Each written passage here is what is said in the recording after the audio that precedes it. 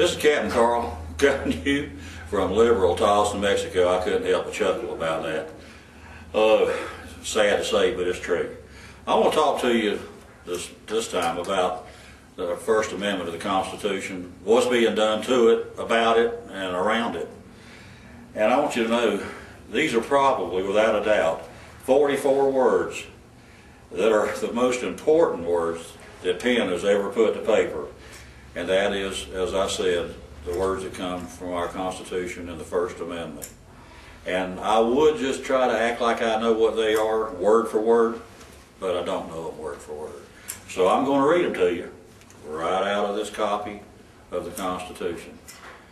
Congress shall make no law respecting an establishment of religion, or prohibiting the free exercise thereof, or abridging the freedom of speech, or of the press, or the right of the people to peaceably assemble and to petition the government for a redress of grievances.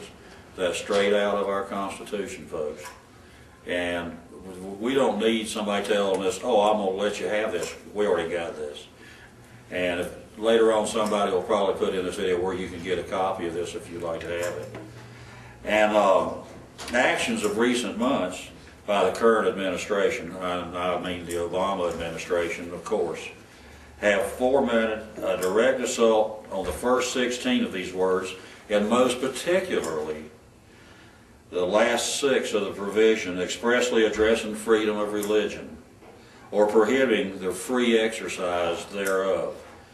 The Obama administration's signature legislative accomplishment, technically known as the Affordable Health Care Act, or the Obamacare Act, whatever you want to call it, it's conservative. I call it the Abominable Act.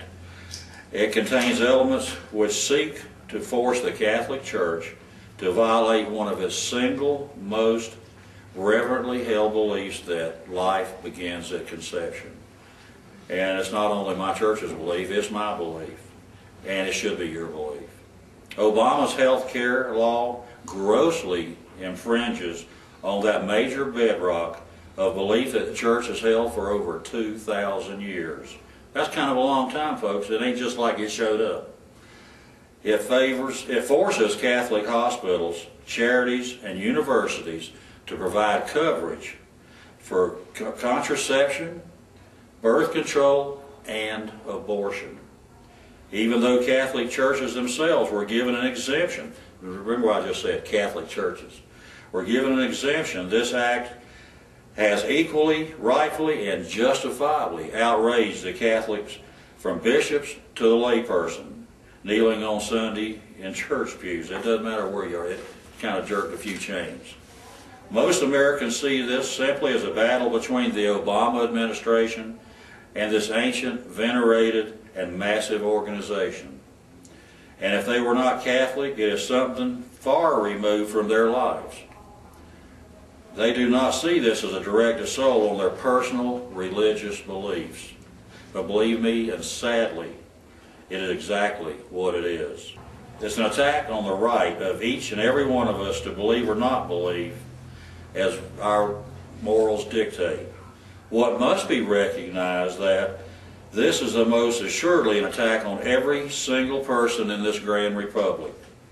What seems to be ignored, overlooked, or misunderstood, or totally lied about, which is really what it really boils down to, lied about, in this entire debate is that single word, exemptions. By assuming the right to grant or not grant waivers, the Obama administration has assumed the legal and moral authority, the right, as it were, to grant or not grant religious liberties to the church. I mean, where does this come from? They're giving us the right to do whatever? I mean, this right here gives us the right to do whatever. Our Constitution. And it's just laughable. With that assumption, they have ripped these last 6 words from our First Amendment, from our Constitution, and from our freedom. No matter if your personal system of belief brings you to a church, a synagogue, a mosque, whatever, wherever you go on your holy day, or even if you feel there is no God, your right to that cherished belief has just been usurped by this administration. And time again, history has proven that which is taken by this or any government can and will be doled out at the whim of some bureaucrat you will more than likely never see, and your right to peaceably redress your grievances will be stripped from you. As surely as any law is made, enforcement must follow to ensure compliance. As we know, our federal government, with the administration we got now, they'll do it.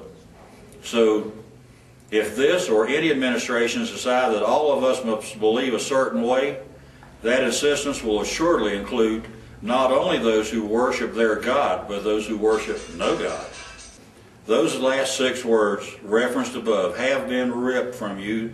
So if you feel, as did George Santayana, that these who do not know history, or those who do not know history, are doomed to make the same mistakes, then the next logical step for any overreaching administration is to usurp the first 10 words of that precious First Amendment. The Congress shall make no laws. And I just want to leave y'all with one final thought. And I'd said this last time when I was on to talk to y'all. And this is an excerpt from Daniel Webster. It is hardly too strong to say that the Constitution was made to guard the people of the dangers of people with good intentions.